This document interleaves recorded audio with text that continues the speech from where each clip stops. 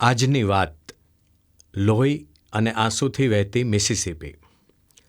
અમેરિકાના Minnesota, Wisconsin, Iowa, Illinois, Missouri, Kentucky, Tennessee, Arkansas, Mississippi અને Louisiana રાજ્યમાં કે રાજ્યની સરહદ પર વહેતી મિસિસિપી નદી વિશ્વની સૌથી વધુ લોહી અને આંસુ સાથે વહેતી નદી છે. વિશ્વની આ 14મા ક્રમની સૌથી મોટી નદીએ જેટલી માનવીય બર્બરતાનો અનુભવ કર્યો હશે એટલો વિશ્વની કોઈ પણ નદીની આસપાસના વિસ્તારમાં નથી થયો. આ મિસિસિપી નદીમાં હજારો વર્ષથી નેટિવ અમેરિકનો વસતા હતા. તેઓ નદી કાંઠે શિકાર કરીને જીવન ગુજારતા હતા.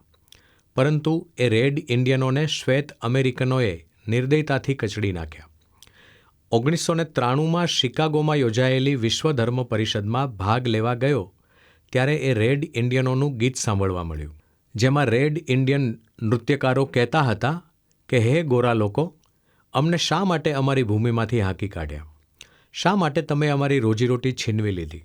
ભૂમિ અમારી માતા છે, એના વિના અમારે માટે જીવવું અશક્ય છે. રેડ ઇન્ડિયનો એ અમેરિકાના મૂળ વતનીઓ હતા. એમની સંખ્યા ઓછી હતી, પરંતુ શ્વેત અમેરિકનોએ એમને લગભગ ખતમ કરી નાખ્યા. પરંતુ એથીય વધુ આ મિસિસિપીના જલપ્રવાહમાં અમેરિકાની નિગ્રો પ્રજાના આંસુ સતત વહી રહ્યા છે. એક માણસના રૂપમાં નિગ્રોની કોઈ કિંમત નહોતી. ઘરમાં પાળેલા જનાવર જેવો વર્તાવ નિગ્રો સાથે કરવામાં આવે તેવો વર્તાવ એના ગોરા માલિકો કરતા હતા. એમને માટે અશ્વેત રંગના આફ્રિકાથી આણેલા આ લોકો એક ચીજવસ્તુ સમાન હતા, જેમની અસ્મિતા સાવ ભૂંસી નાખી હતી અને સ્વતંત્રતાનો છેદ ઉડાડી દીધો હતો. આફ્રિકા ખંડમાંથી લવાયેલા નિગ્રોને હંમેશા ગુલામ તરીકે કોઈને કોઈના તાબામાં રહેવું પડતું હતું. એમને મારી શકાતો, વેચી શકાતા અને ખરીદી શકાતા હતા. મિલકત હોય એ રીતે એ નિગ્રોને એક માલિક બીજા માલિકને સોંપતો હતો, કારણ કે નિગ્રો એ એમની એક મિલકત હતી. એક કુટુંબનો પુરુષ એક જગ્યાએ વેચાતો તો સ્ત્રી કોઈ બીજી જગ્યાએ વેચાતી હતી.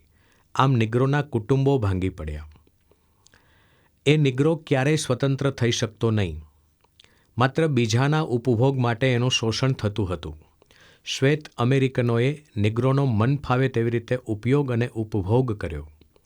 કાયદો પણ એમને ક્યાં માનવી ગણતો હતો.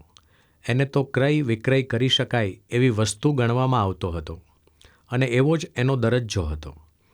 ગોરા લોકોના વિશાળ પ્લાન્ટેશનમાં કાળી મજૂરી કરનારા આ છેક આફ્રિકા ખંડમાંથી લેવાયેલા નિગ્રોને પીઠ પર ચાબુકનો માર પણ સહન કરવો પડતો હતો.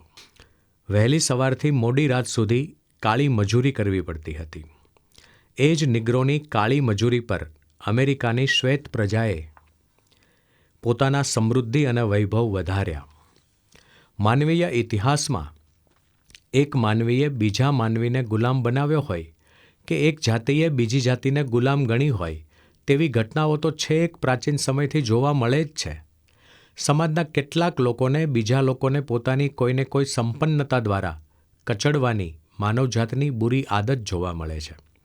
વર્ણથી, જાતિથી, રંગથી, સંપત્તિથી કે સત્તાથી પોતાની જ જાતિના માનવોને નિર્દયતાથી કચડી નખાતા હતા. પ્રાચીન ભારતની વાત કરીએ કે પછી પ્રાચીન ગ્રીસની, એ બધે સમયે એક યા બીજા અર્થમાં ગુલામીની પ્રથા પ્રચલિત હતી.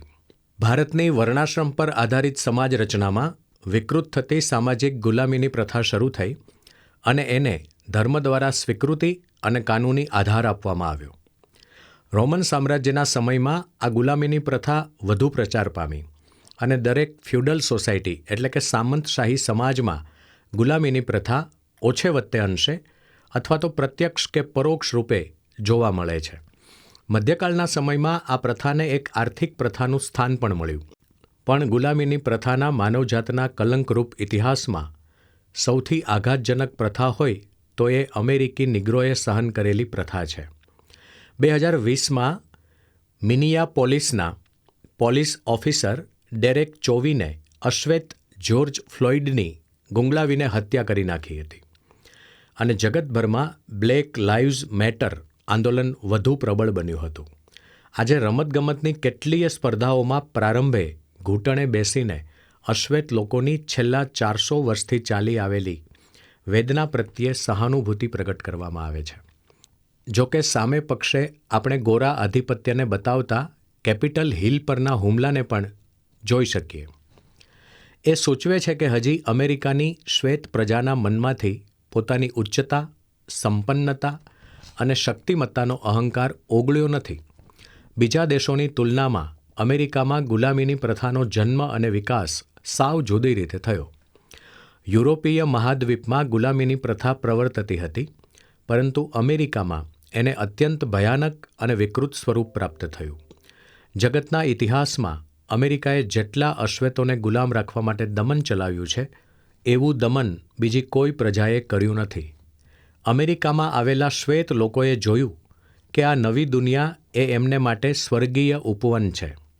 અહીંના મૂળ રહેવાસીઓને એટલે કે રેડ ઇન્ડિયનોને હાંકી કાઢ્યા અને વિચાર્યું કે ઈશ્વરે જ એમને આવા અનુપમ, સમૃદ્ધ અને ફળદ્રુપ સ્વર્ગીય ઉપવનમાં રહેવાના પરમ આશીર્વાદ આપ્યા છે. એ સમયે અમેરિકાના શ્વેત લોકોએ એવું સ્થાપિત કર્યું કે સંસારના અન્ય માનવીઓના વર્ણની તુલનામાં અમે સર્વશ્રેષ્ઠ છીએ. એમણે અમેરિકાના આદિવાસી એવા રેડ ઇન્ડિયનોને લગભગ ખતમ કરી દીધા અને પછી આફ્રિકાના પશ્ચિમ કિનારેથી નિગ્રો લોકોની આયાત કરવા લાગ્યા. એ નિગ્રો લોકોના પરિશ્રમ પર દક્ષિણ અમેરિકામાં એમણે એમનું આર્થિક સામ્રાજ્ય ઊભું કર્યું. એમના આ સ્વર્ગમાં નિગ્રો લોકો માટે માત્ર નરક જ હતું. કારણ એટલું જ કે એ શ્વેત લોકો એમ માનતા કે એમની સેવા શુશ્રૂષા માટે જ આ નિગ્રો જન્મ્યા છે. જગતના અન્ય ક્ષેત્રોમાં જે ગુલામી હતી અને અમેરિકાના નિગ્રોની જે ગુલામી હતી, એમાં એક મૂળભૂત ભેદ છે. આ નિગ્રો લોકોની ગુલામી જાતિ અને રંગના આધારે છે. નિગ્રો લોકો હીન છે એવી વાત એમના મનમાં ઠસાવવામાં આવી. કાળો રંગ અશુભ, અમંગળ અને અપવિત્ર હોય છે. અંધારું પણ કાળું હોય છે. અને અંધારું અને મૃત્યુ બંને અશુભ અને ભયજનક હોય છે. આવી ધારણા કરીને શ્વેત અમેરિકનોએ નિગ્રોને અમંગળ અને અપવિત્રતાના પ્રતીક સમાન જાહેર કર્યા. ગુલામીના ઇતિહાસમાં જોઈએ તો માનવ ઇતિહાસમાં ગુલામીની પ્રથા ઠેર ઠેર જોવા મળે છે. પરંતુ અમેરિકામાં જે નિગ્રોની ગુલામી હતી તે વંશ પરંપરાગત ગુલામી હતી. ગુલામીની બેડીઓમાંથી એ ક્યારેય મુક્ત થઈ શકતો નહીં. એથી એ વધુ નિગ્રોની ગુલામીનું આવરણ એમના ચહેરા અને શરીર પર લગાડ્યું. વ્યક્તિ કઈ રીતે પોતાનો રંગ અને શરીર છુપાવી શકે? અને ગોરાઓએ આ રંગને કલંકના રૂપમાં એમના પર ચોંટાડી દીધું. અને દુર્ભાગ્ય છે કે હજી આજે પણ એ શ્વેત અમેરિકનોનો એક વર્ગ પોતાની ઉચ્ચતાનું અભિમાન છોડી શક્યો નથી. પણ ઈસવીસન 1619થી આજ સુધી 403 વર્ષથી અમેરિકાના નિગ્રોએ પોતાની સ્વાધીનતા માટે અને પોતાના નાગરિક અધિકારો માટે અવિરત સંઘર્ષ ખેલ્યો છે. અને એને પરિણામે આજે જગતમાં નિગ્રો પ્રજા પોતાની શક્તિ અને ક્ષમતાથી કેટલાક શ્વેત લોકોના દ્વેષ અને ધારણાઓ વચ્ચે પણ નવા યુગનું સર્જન કરી રહી છે. કુમારપાળ દેસાઈ.